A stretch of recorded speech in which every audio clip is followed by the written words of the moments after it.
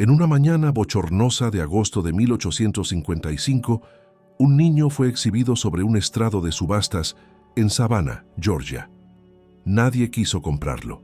Su piel casi traslúcida y sus ojos descoloridos lo marcaban como maldito, un presagio de desgracia que ningún hacendado deseaba en su plantación.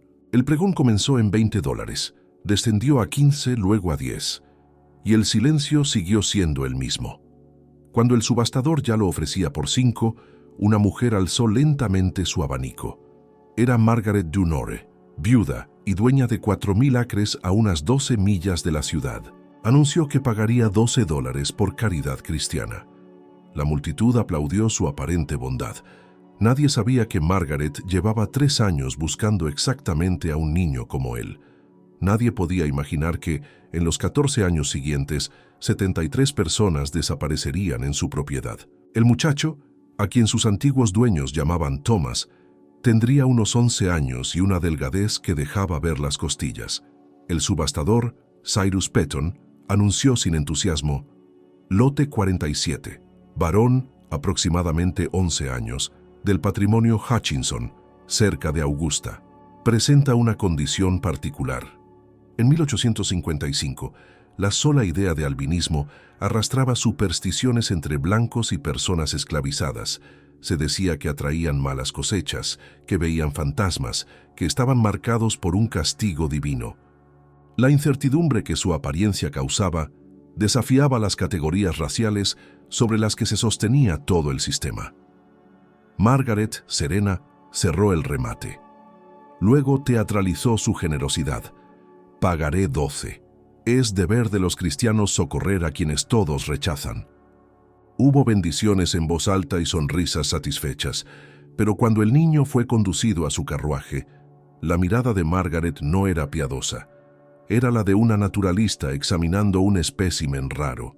Había encontrado por fin su sujeto cero para algo que llamaba el proyecto de purificación. Durante el trayecto hacia Belmont Plantation, Margaret abrió un cuaderno de cuero y empezó a tomar notas.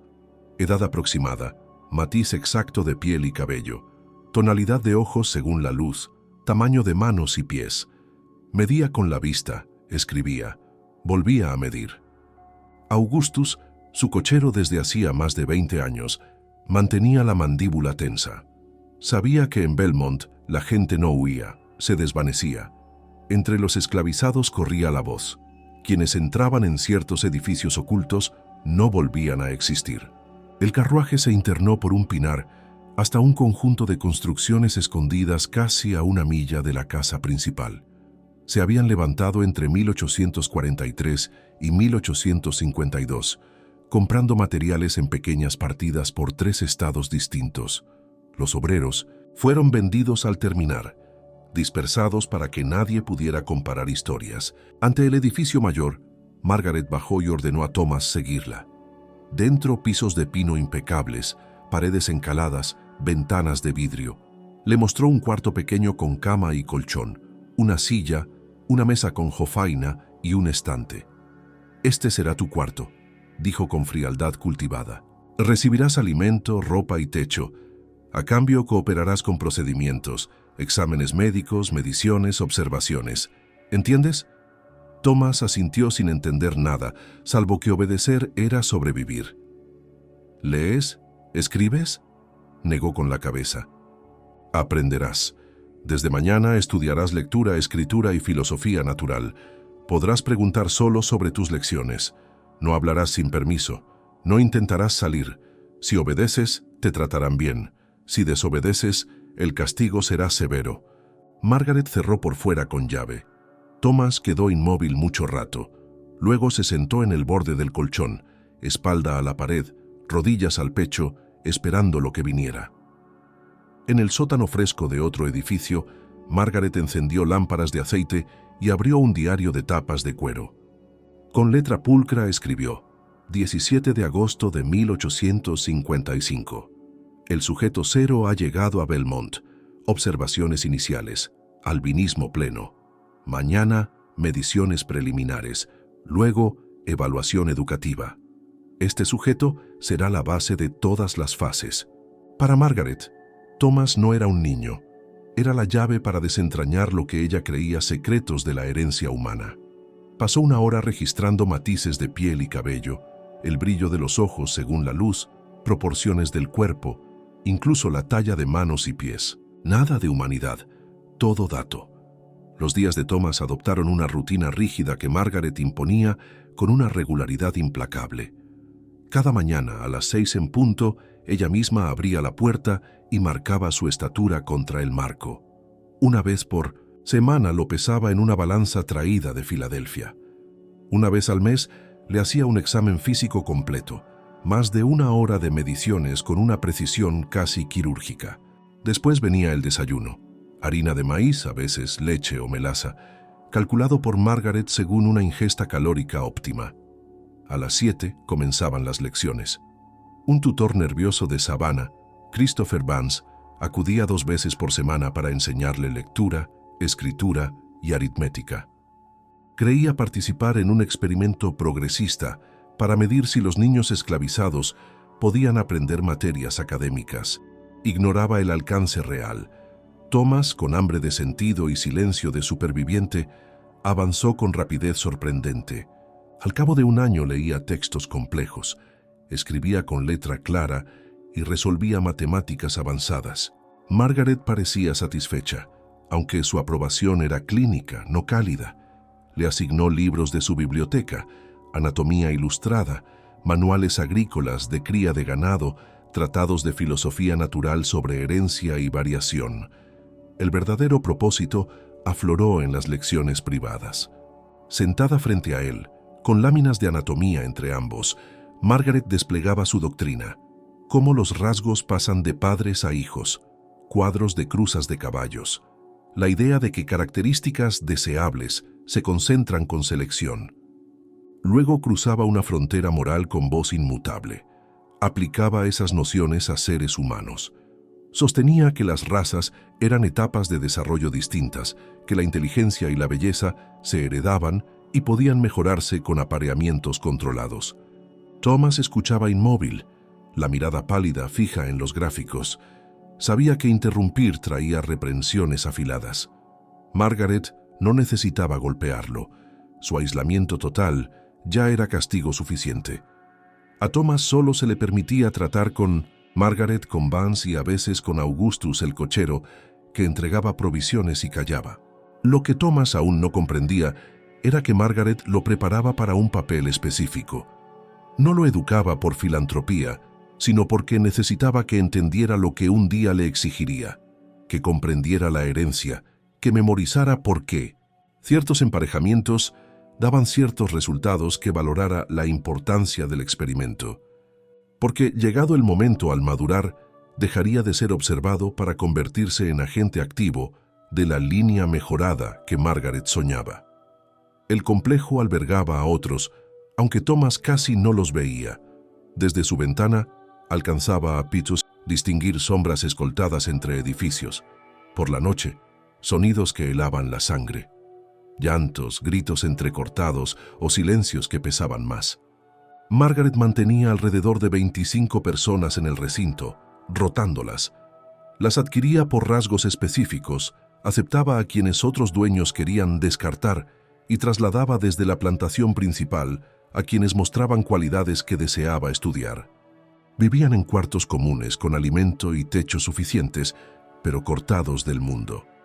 De cada persona, Margaret llevaba registros minuciosos, medidas, salud, antecedentes familiares si existían, y listas de rasgos deseables o indeseables.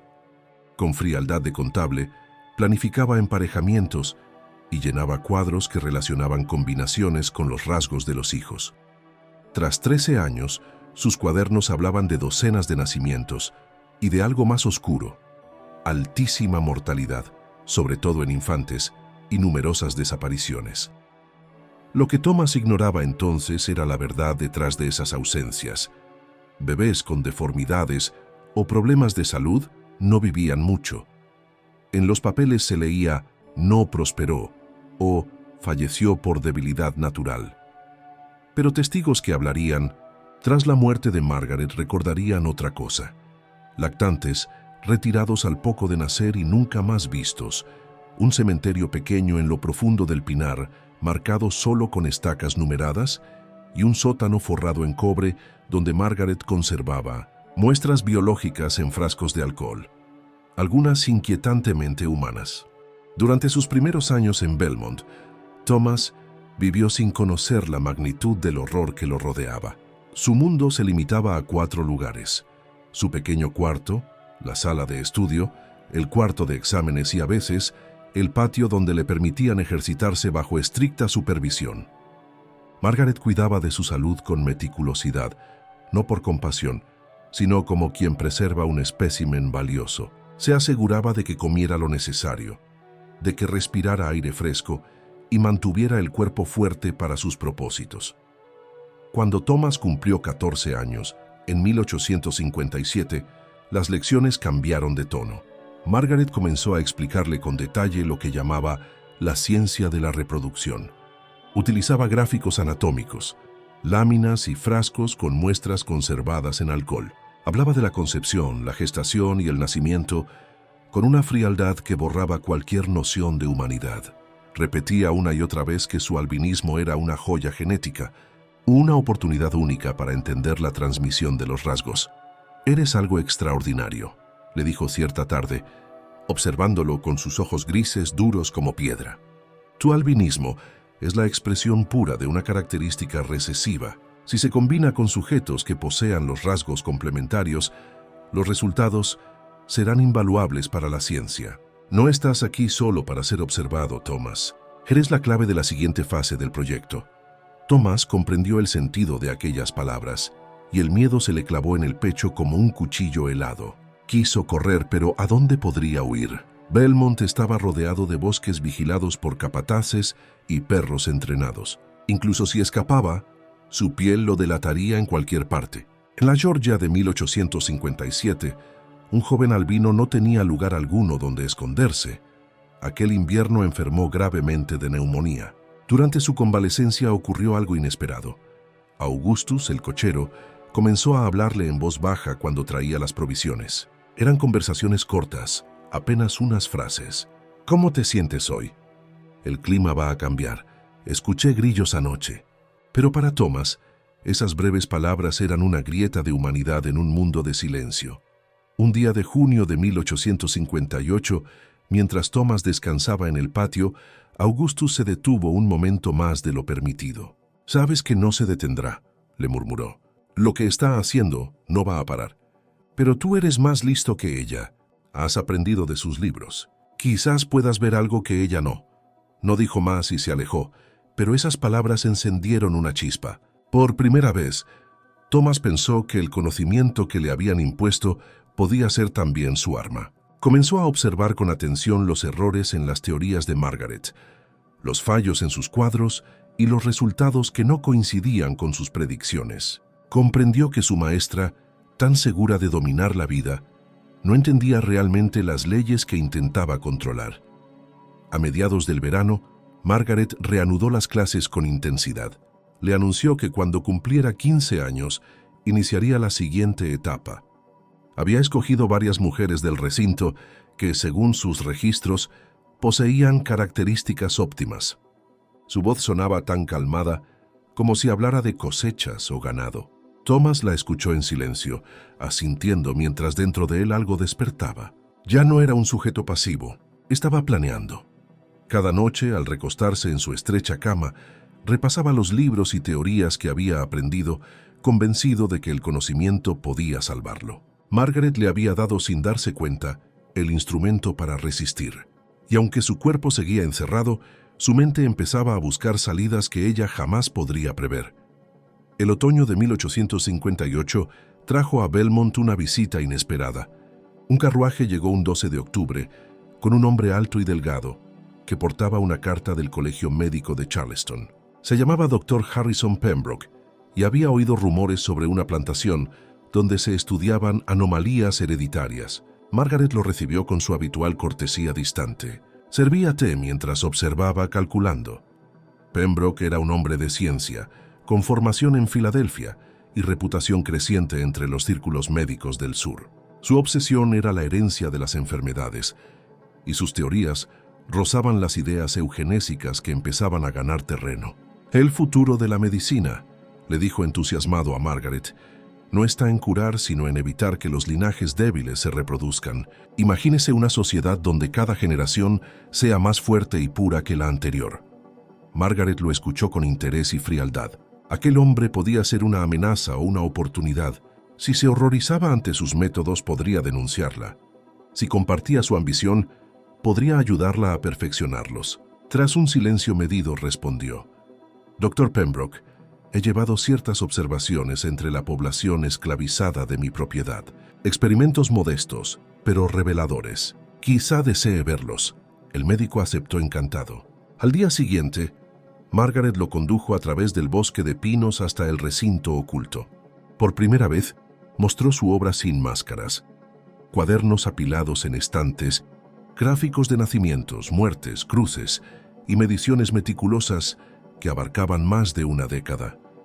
Pembroke hojeó un registro de 1847 y no pudo contener su asombro. Esto es extraordinario. La continuidad de datos, la precisión. Aunque la tasa de mortalidad infantil es muy alta, ¿no cree? Margaret respondió con serenidad glacial. Solo los ejemplares débiles mueren. Es parte del proceso. Cada pérdida aporta información sobre la herencia de los defectos. El médico, incómodo, dejó que la curiosidad científica venciera al escrúpulo moral. Descendieron luego al sótano revestido en cobre. Allí, bajo la luz de las lámparas, se alineaban filas de frascos de vidrio con órganos, tejidos y, en algunos casos, cuerpos completos de recién nacidos suspendidos en líquido transparente. Pembroke tomó notas, analizando los restos con un interés que apenas disimulaba su repulsión. «¿Realizó usted misma las autopsias?», preguntó finalmente. «Al principio tuve ayuda de un médico de Savannah», respondió ella, «pero desde su muerte lo hago sola. Mis conocimientos son más que suficientes». Cuando regresaron a la superficie, el médico, pálido y tenso, murmuró: «Señora Dunore, lo que ha conseguido aquí es singular. Debería publicar sus hallazgos». «Publicarlos sería imposible», replicó ella. «El público no entendería. Me basta con avanzar en silencio». Él vaciló, pero la ambición pudo más. «Entonces colaboremos», propuso. «Yo aportaré mis conocimientos médicos y usted, su experiencia. Juntos podríamos revolucionar la comprensión de la herencia humana». Margaret fingió pensarlo antes de aceptar. Quería asegurarse de controlarlo antes de que él la controlara a ella. «Permítame mostrarle la joya de mi proyecto», dijo al fin. Lo llevó a la habitación donde Thomas leía junto a la ventana. A sus 15 años había crecido, pero conservaba aquella palidez que parecía emitir luz propia. «Este es mi sujeto cero», anunció Margaret con orgullo. 4 años de observación. Educado, medido, preparado. Pembroke se inclinó sobre él con fascinación y durante media hora lo examinó de pies a cabeza.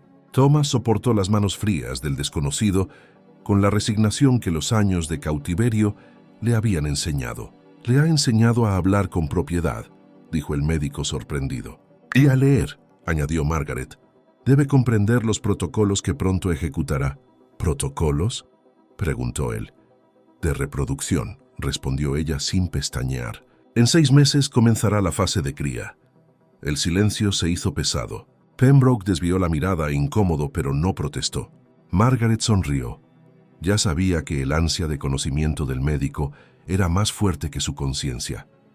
La llegada del Dr. Pembroke marcó un nuevo capítulo en Belmont. Durante el invierno de 1858, el recinto se transformó en un laboratorio clandestino. Margaret, obsesiva, mandó instalar nuevas mesas, lámparas y herramientas de medición importadas desde Europa. Los esclavizados del lugar notaron un cambio en el aire. Las noches se volvieron más silenciosas, los pasillos olían a alcohol y metal, y las puertas se cerraban con doble llave. Nadie hablaba, pero todos sabían que algo terrible estaba a punto de comenzar. En enero de 1859, Margaret anunció que el experimento pasaría a su fase de reproducción controlada. Seleccionó a 6 mujeres jóvenes del recinto, todas con características que, según sus registros, equilibrarían los rasgos del sujeto cero.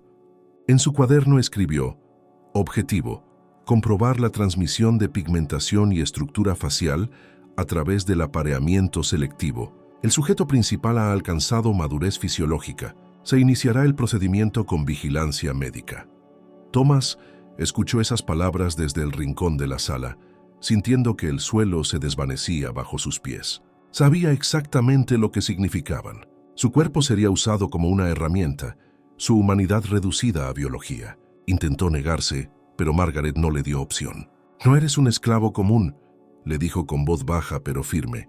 «Eres parte de algo más grande. Lo que hagas servirá a la ciencia y a Dios que desea purificar la creación». Aquel mismo día, lo encerraron en una habitación donde debía permanecer bajo observación constante. El doctor Pembroke, aunque perturbado por la frialdad de Margaret, no detuvo el proceso. «Debe hacerse en nombre del progreso», se repetía intentando convencerse. Las mujeres elegidas fueron trasladadas una a una. Sus nombres se perdieron en el tiempo porque Margaret solo las registró con letras A, B, C, D, E y F. A cada una le asignó un propósito genético distinto: tono de piel, forma de rostro, complexión. Ninguna entendía la magnitud del horror que se estaba cometiendo. Las semanas siguientes se convirtieron en un desfile de órdenes, exámenes y rituales mecánicos. Thomas, despojado de voluntad, obedecía por miedo y vergüenza. Cada nuevo intento dejaba cicatrices invisibles en su alma. A veces lloraba en silencio, otras solo miraba al techo, deseando no despertar más. El doctor Pembroke documentaba todo con precisión. Medía temperaturas, frecuencias cardíacas, tiempos y reacciones. Pero cada día su rostro se volvía más gris. Sabía que lo que hacían no era ciencia, era crueldad con ropaje académico. En abril, Margaret revisó los primeros resultados: 2 mujeres embarazadas. En su diario escribió: «La fecundación se ha logrado. El experimento avanza. Las combinaciones parecen prometedoras. El sujeto cero ha cumplido con su función inicial». Mientras tanto, Thomas empezó a desvanecerse por dentro. Su mirada, antes viva y curiosa, se volvió opaca. Ya no hablaba, ya no leía los libros que antes lo fascinaban. Solo respondía cuando era obligado. A veces, al amanecer, miraba los pinos desde su ventana y se preguntaba si el cielo sería distinto más allá del bosque. Un día, Augustus se atrevió a hablarle en voz baja, arriesgando su vida. «Hijo, no eres una bestia. No dejes que te rompan el alma. Ellos creen que Dios no ve lo que hacen, pero Dios siempre mira. Algún día todo esto saldrá a la luz». Esas palabras fueron como una semilla enterrada en la oscuridad. Thomas no respondió, pero dentro de él comenzó a nacer un pensamiento nuevo: sobrevivir para contar. El verano de 1859 trajo consigo los primeros partos del proyecto de Margaret Dunore. Las mujeres que habían sido forzadas a participar fueron recluidas en una sección apartada del recinto, bajo la vigilancia de enfermeras y del propio doctor Pembroke. Thomas no volvió a verlas, aunque escuchaba sus gritos apagados entre las paredes, seguidos por un silencio tan profundo que parecía devorar el aire. El primero de los nacimientos ocurrió el 3 de julio. Margaret lo anotó con precisión clínica. Caso A: alumbramiento exitoso. Producto masculino: pigmentación intermedia, ojos claros, cabello rizado. Pero 3 días después, ese mismo registro se complementó con una nota seca: falleció por insuficiencia respiratoria. Lo mismo ocurrió con los siguientes. De 6 embarazos, solo 1 llegó a término con un niño vivo. Margaret lo llamó Samuel y lo consideró su mayor logro. Pasaba horas observándolo, comparando cada rasgo con las predicciones de sus tablas. Mientras tanto, los demás cuerpos fueron enterrados en el pequeño cementerio del bosque, el mismo que Augustus había visto crecer año tras año. Thomas no fue informado de los resultados, pero lo intuía. Cada muerte pesaba sobre su conciencia, como si las manos que habían sostenido la vida hubieran sido las suyas. Apenas dormía. En las noches se levantaba y escribía en trozos de papel todo lo que recordaba: los nombres olvidados, los experimentos, las palabras de Margaret y del doctor Pembroke. Los escondía detrás de una tabla suelta en su cuarto. Era su manera de resistir el olvido. El doctor Pembroke comenzó a cambiar. Había llegado a Belmont creyendo que la ciencia podía justificarlo todo, pero cada muerte lo empujaba hacia la culpa. En su diario personal, hallado décadas más tarde en Charleston, escribió: «He visto a Dios apartar la mirada de esta casa. Nada de lo que hacemos aquí tiene redención». Una noche, entró al despacho de Margaret con el rostro desencajado. «Esto debe detenerse», dijo con la voz temblorosa. «Los niños mueren. No es ciencia, es tortura». Margaret alzó la mirada de sus cuadernos con serenidad casi inhumana. «Cada muerte enseña algo, doctor. ¿Acaso cree que la historia de la humanidad se ha escrito sin sacrificios? Usted más que nadie debería comprenderlo». Pembroke intentó protestar, pero ella lo silenció con una frase que heló la habitación. «Si no puede soportar el peso de la verdad, entonces será mejor que se marche. Aquí no hay lugar para hombres débiles». El médico abandonó la plantación al amanecer sin despedirse. Nadie volvió a verlo. Los trabajadores juraron que lo vieron cruzar el bosque con el rostro blanco como la cal, murmurando oraciones. Algunos decían que murió antes de llegar a Charleston, otros que se internó en las montañas y jamás regresó. Con su partida, Margaret volvió a quedar sola con sus notas, su fe torcida y su sujeto cero. Pero algo en el aire había cambiado. El aislamiento comenzaba a quebrarse, y Thomas, ahora de 16 años, sentía que el tiempo de callar se estaba agotando. Aquella noche, antes de dormir, se arrodilló junto a su cama y susurró: «Si todavía hay un Dios que me escucha, muéstrame cómo salir de aquí». Y aunque nada se movió por primera vez en años, sintió esperanza. El otoño de 1859 llegó con sequías y vientos que hacían crujir los pinos alrededor de Belmont. En las noches, el cielo se teñía de rojo por las quemas de los campos vecinos y el aire olía a resina y ceniza. Dentro del recinto, el ambiente era aún más sofocante. Margaret, cada vez más obsesiva, trabajaba encerrada día y noche, revisando gráficos, tachando líneas, llenando páginas con cálculos que solo ella comprendía. Thomas ya no era tratado como un estudiante o un sujeto. Ahora era una sombra útil, un cuerpo que obedecía sin voz. Pero su silencio escondía un propósito.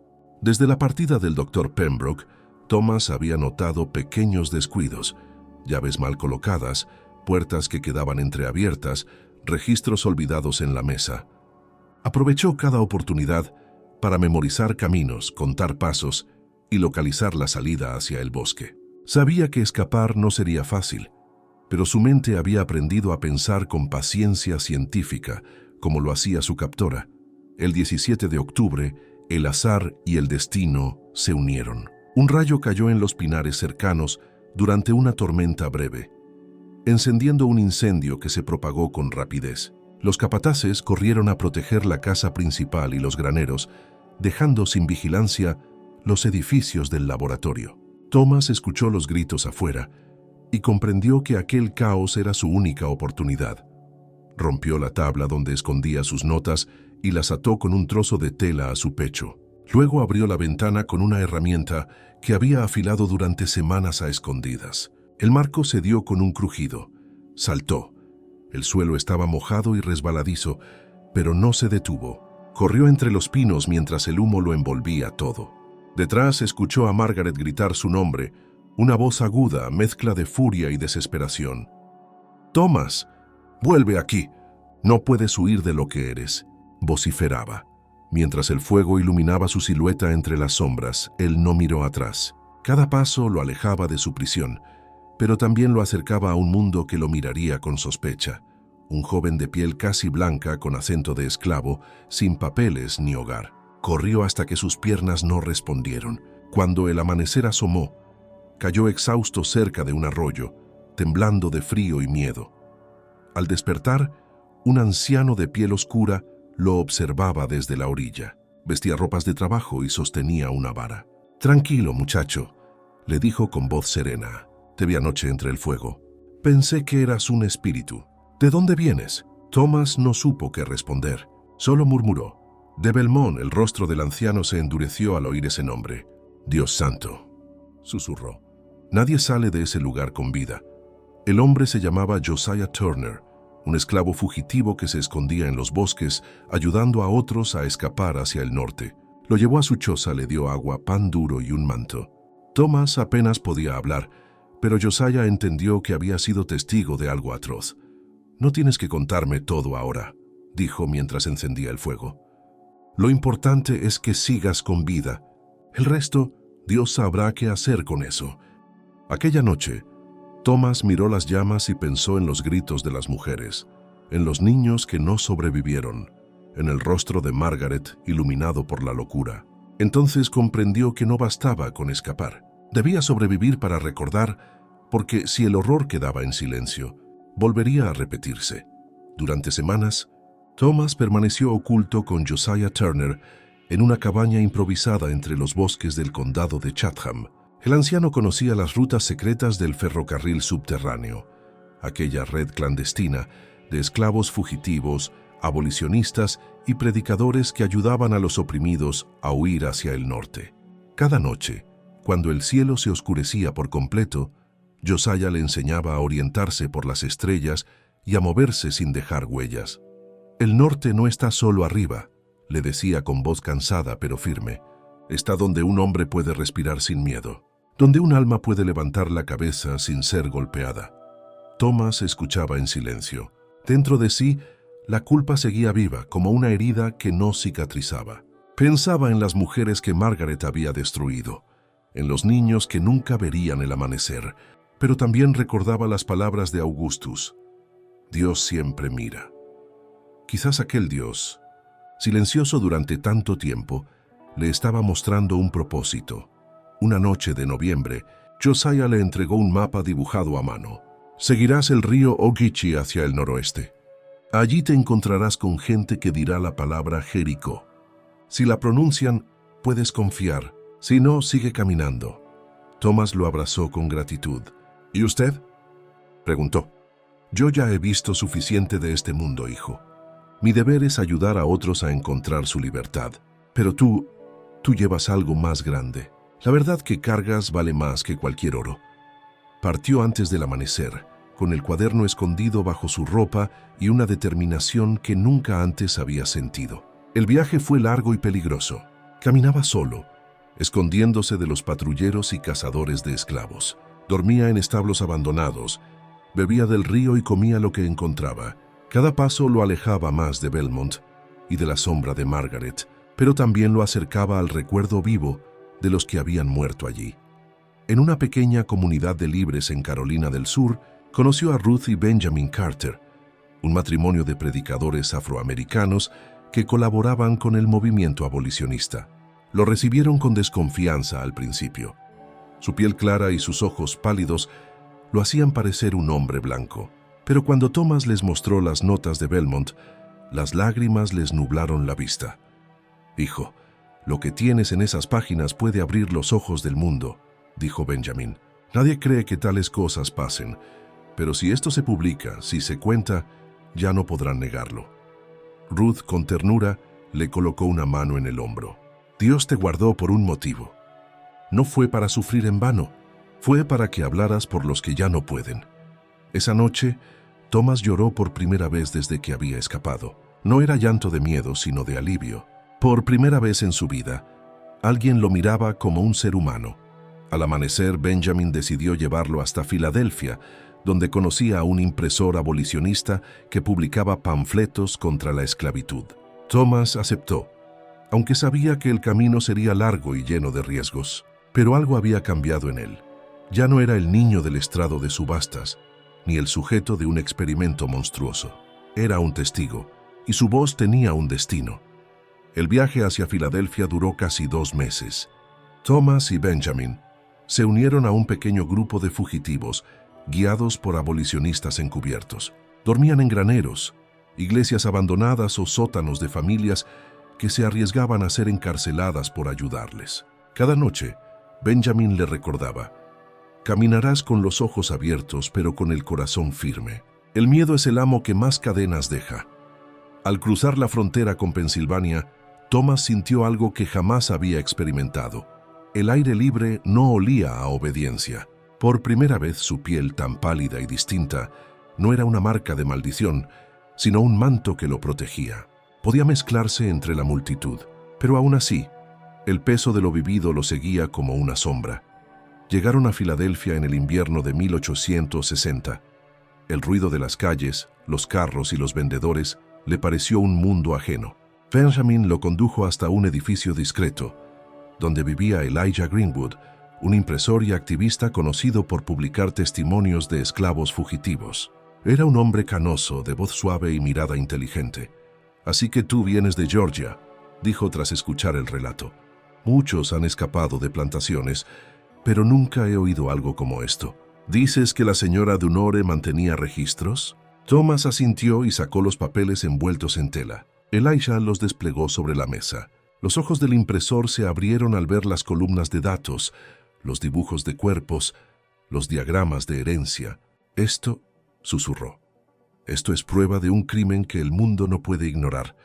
Durante semanas, Elijah trabajó junto a Thomas para ordenar las notas, traducirlas y preparar un documento que pudiera publicarse sin revelar su ubicación exacta. Lo titularon El experimento de Belmont. Era una mezcla de datos científicos y testimonio personal, pero Thomas insistió en incluir nombres y fechas para que los muertos no fueran olvidados. «No quiero venganza», le dijo una noche mientras corregían el manuscrito. «Solo quiero que el mundo sepa lo que hizo, que las voces que cayó puedan hablar a través de mí». Elijah asintió conmovido. «Hijo, esa es la forma más pura de justicia, la memoria. Cuando el olvido muere, la verdad vive». El panfleto se imprimió en secreto y se distribuyó entre las sociedades abolicionistas del norte. Viajó de mano en mano, de iglesia en iglesia, hasta llegar incluso a los periódicos de Boston y Nueva York. En marzo de 1860, el experimento de Belmont se convirtió en una denuncia pública. Los relatos eran tan horrendos que muchos dudaron de su veracidad, pero otros, médicos, religiosos, humanistas, comenzaron a exigir una investigación. Mientras tanto, en Georgia, Margaret Dunore leyó las noticias con incredulidad. Los rumores crecían y los vecinos comenzaron a murmurar. Los capataces huyeron, temiendo ser arrestados, y las autoridades del condado enviaron inspectores. Cuando llegaron a la plantación, hallaron el recinto vacío, los cuadernos quemados y las puertas abiertas de par en par. Margaret había desaparecido. Nadie supo con certeza qué ocurrió con ella. Algunos decían que se ahogó en el pantano tratando de huir. Otros, que cruzó hacia Florida y cambió de nombre. Pero en el cementerio oculto del bosque, los inspectores encontraron docenas de estacas numeradas y bajo ellas los restos de mujeres y niños. El nombre de Thomas nunca apareció en los informes oficiales, pero su testimonio anónimo viajó más allá de lo que él imaginó. Se convirtió en símbolo de una verdad imposible de enterrar. La publicación de El experimento de Belmont agitó el norte como un rayo cayendo sobre un campo seco. Los abolicionistas lo citaron en iglesias y reuniones. Los periódicos lo discutieron entre indignación y escepticismo. Muchos afirmaban que ningún ser humano podría cometer tales atrocidades. Pero otros, quienes conocían las entrañas del sistema esclavista, sabían que la verdad rara vez era menos cruel que la ficción. Thomas, refugiado en una pequeña casa en las afueras de Filadelfia, observaba en silencio el efecto que su testimonio había causado. Elijah Greenwood leía las cartas que llegaban de todo el país, pastores que citaban su historia en los púlpitos, médicos que condenaban los experimentos de Belmont como una perversión de la ciencia, y activistas que usaban su relato como prueba de que la esclavitud no solo encadenaba cuerpos, sino también conciencias. «Tu voz ya no te pertenece, hijo», le dijo Elijah una mañana. «Le pertenece a todos los que sufren y no pueden hablar». Pero el eco del horror también despertó el peligro. En abril de 1860, hombres enviados desde Georgia comenzaron a rondar por Filadelfia buscando a un joven mestizo con ojos claros y cabello pálido.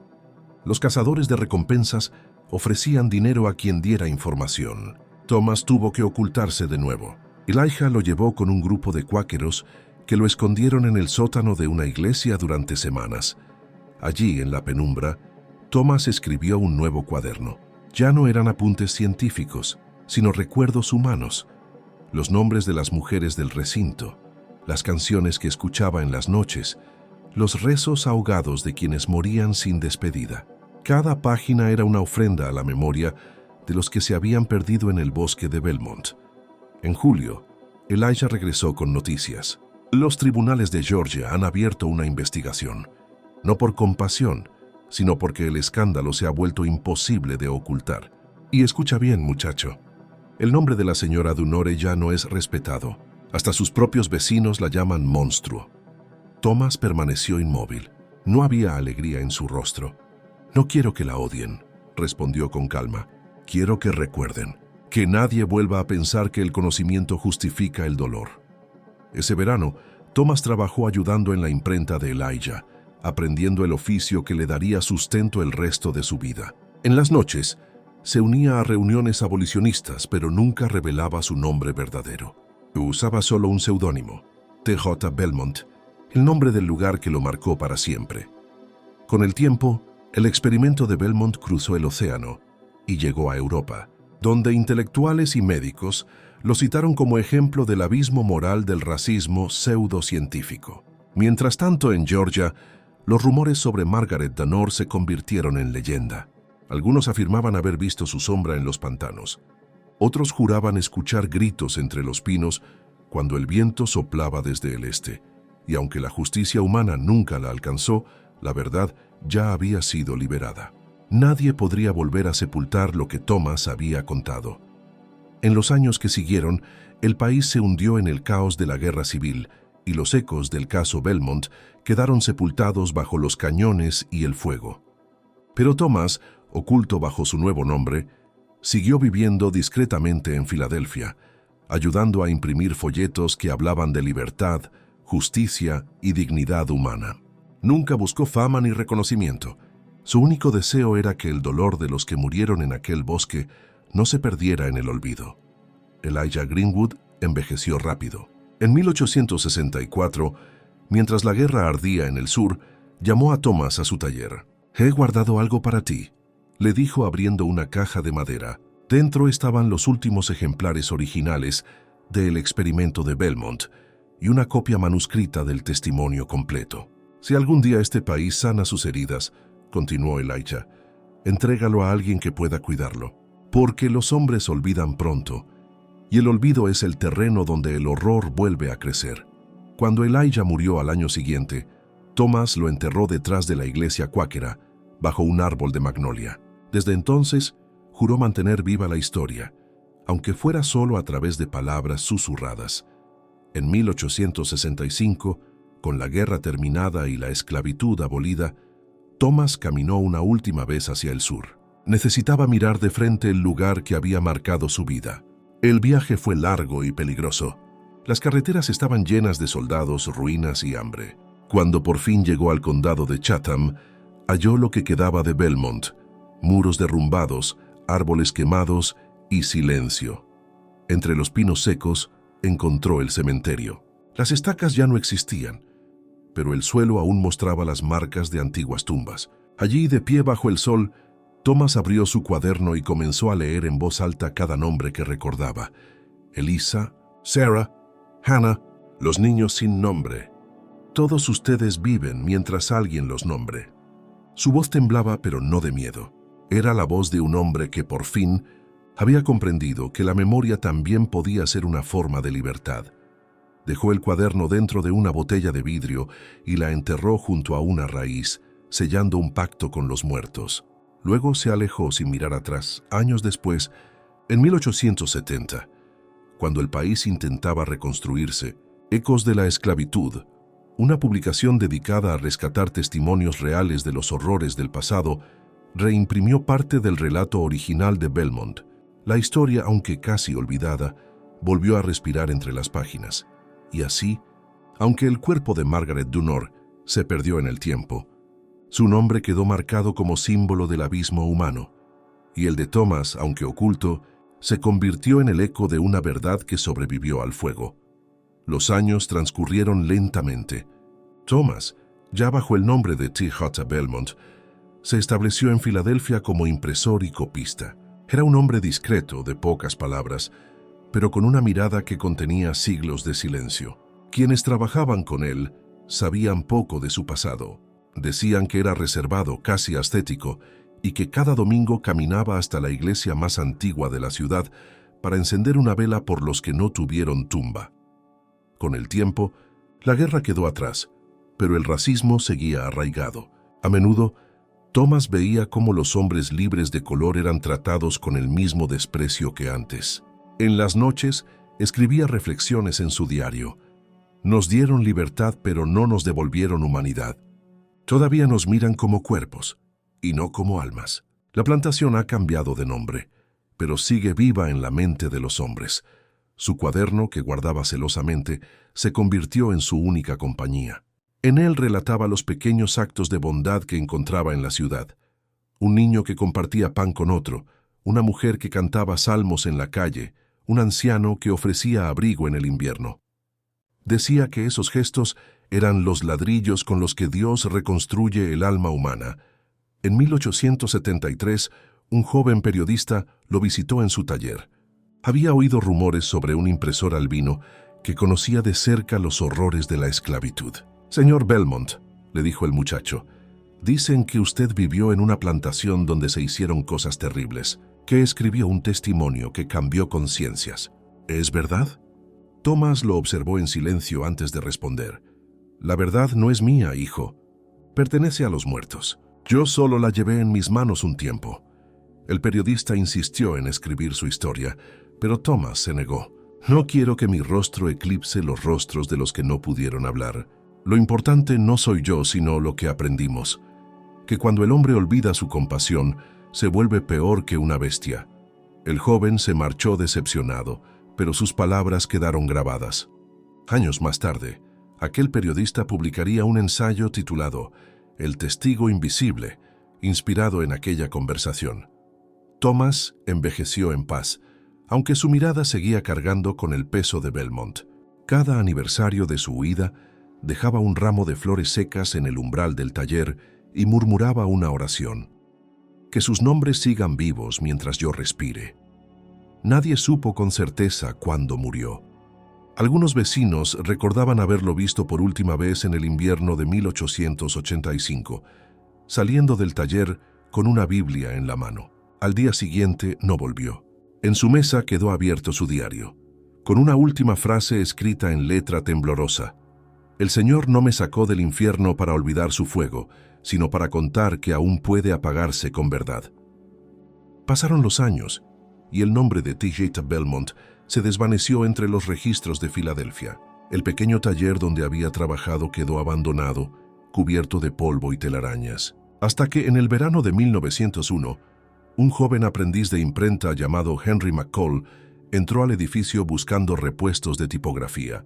Al remover unas tablas del suelo, encontró una caja metálica sellada con cera.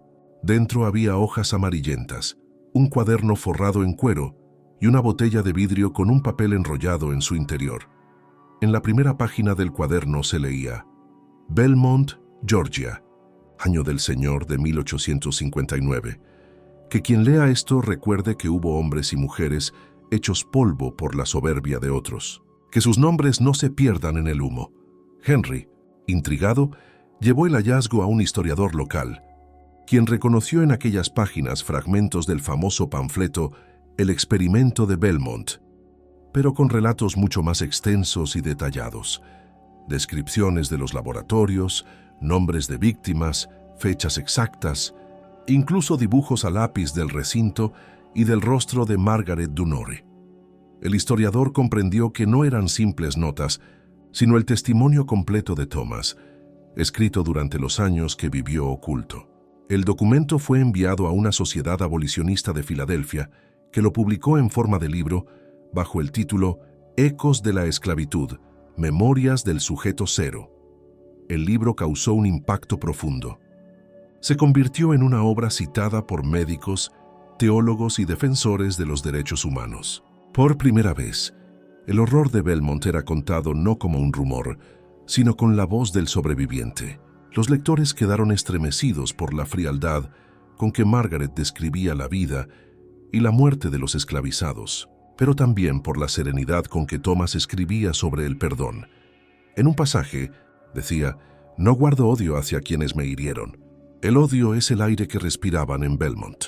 Si lo llevo conmigo, seguirán vivos en mí. Prefiero recordar sin vengarme, para que la memoria sea semilla y no cadena. El texto inspiró una nueva generación de activistas afroamericanos a comienzos del siglo XX. En iglesias y escuelas negras del norte se leían fragmentos de las memorias como ejemplo de resistencia espiritual frente al dolor. Muchos consideraron a Thomas un profeta anónimo, un hombre que había cargado con el pecado de otros para iluminar la oscuridad. Con el tiempo, su historia trascendió los límites de la academia. Escritores, predicadores y músicos tomaron su nombre como símbolo. En los campos de algodón de Georgia, aún se cantaban versos que decían: el fuego de Belmont ardió en el bosque, pero un niño pálido cruzó la noche. Dios le dio voz para contar, y su eco no dejó morir la verdad.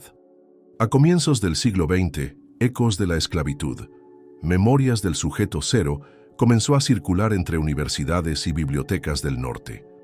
Profesores de historia lo consideraban una pieza clave para comprender los límites morales del pensamiento científico del siglo XIX. Pero más allá del análisis académico, lo que realmente conmovía a los lectores era la voz de Thomas, su tono humilde y humano, su manera de hablar del sufrimiento sin odio. Los líderes afroamericanos de la época, predicadores, maestros y poetas, empezaron a citarlo en discursos y sermones. En una iglesia de Harlem, un pastor leyó ante su congregación uno de sus fragmentos más conocidos: el cuerpo puede ser esclavo, pero la mente puede seguir orando. Cuando el alma se niega a obedecer la crueldad, la libertad ya ha comenzado. Aquellas palabras resonaron como fuego entre quienes aún luchaban por la igualdad. Para muchos, Thomas no fue solo un sobreviviente, sino el testigo que devolvió alma a los muertos. Su historia se convirtió en símbolo de redención, una lección sobre el poder de la fe y la memoria frente al horror. En 1915, un grupo de maestros y estudiantes erigió una pequeña lápida conmemorativa en el cementerio donde se creía que yacían los restos del impresor. En ella grabaron: aquí descansa T.J. Belmont, quien dio voz al silencio. Nadie sabía si su cuerpo realmente estaba allí, pero eso poco importaba. La tumba era un gesto, una promesa de que su nombre no volvería a perderse en la tierra. Décadas después, durante el movimiento por los derechos civiles, activistas y predicadores rescataron nuevamente su historia. Sus palabras aparecieron en panfletos y murales. En un mitin de 1963 en Atlanta, una joven maestra levantó un cartel con una frase suya: recordar es el primer paso hacia la justicia. En los años siguientes, las universidades del sur comenzaron a incluir el caso Belmont en sus programas de historia, ya no como una simple nota al pie, sino como testimonio vivo de lo que sucede cuando la ciencia y el poder olvidan la compasión. Y mientras el mundo cambiaba, el eco de Thomas seguía vibrando, como una plegaria que se niega a morir. En cada generación, su historia encontraba nuevos oídos, nuevas almas dispuestas a entender que la memoria no es solo pasado, sino también advertencia. Porque Belmont ya no era solo un lugar en los mapas, ni un experimento perdido en archivos polvorientos. Era una cicatriz en la conciencia de la humanidad, un recordatorio eterno de que la verdad, por dolorosa que sea, es el único fuego que purifica sin destruir. Más de un siglo después, cuando los campos de Georgia ya no olían a algodón, sino a tierra húmeda y silencio, un grupo de investigadores visitó los restos de la antigua plantación de Belmont. Lo que hallaron no fueron ruinas monumentales, sino fragmentos, ladrillos rotos, metal oxidado, trozos de vidrio y un terreno donde el viento parecía arrastrar susurros. Allí, bajo un árbol solitario, encontraron una vieja botella enterrada entre raíces. Dentro había un papel casi deshecho, apenas legible con unas pocas palabras: que quien encuentre esto recuerde. Aquí hubo vida y también dolor, pero la verdad sobrevivió. Era la misma botella que Thomas había dejado medio siglo atrás. Aquel hallazgo se convirtió en símbolo de cierre para una historia que había desafiado el tiempo. Los investigadores enviaron el documento a un museo de Filadelfia, donde fue restaurado y expuesto junto al cuaderno original y a las primeras ediciones de Ecos de la Esclavitud, Memorias del Sujeto Cero. Miles de personas visitaron la muestra. Muchos salían en silencio, con lágrimas discretas, como si aquella voz del pasado aún los observara desde las sombras del bosque. En la última sala del museo, una inscripción dorada decía: «El conocimiento sin compasión es tiniebla. La memoria sin justicia es silencio. Pero cuando ambas caminan juntas, nace la luz». Los visitantes comprendían entonces que la historia de Thomas no era solo sobre esclavitud, sino sobre humanidad, sobre lo que ocurre cuando el hombre olvida que toda vida tiene valor. El legado de Ecos de la Esclavitud creció más allá de los libros. Inspiró documentales, películas y sermones. En escuelas del sur, maestros contaban a los niños la historia del muchacho albino que desafió la oscuridad con su palabra. En las iglesias, los pastores recitaban sus frases como oraciones. Y cada año, en el aniversario de su huida, se encendían velas en memoria de los que nunca regresaron. Al caer la tarde sobre los pinos de Georgia, el viento todavía lleva un murmullo que parece venir de otra época. No fui creado para el odio, sino para recordar, y mientras alguien me recuerde, el silencio no ganará. Así termina el testimonio de Thomas, el sujeto cero que se convirtió en voz eterna, y con él la promesa que da nombre a este canal, Ecos de la Esclavitud, donde las voces que fueron calladas aún hablan, y donde la verdad, aunque tardía, sigue siendo libertad.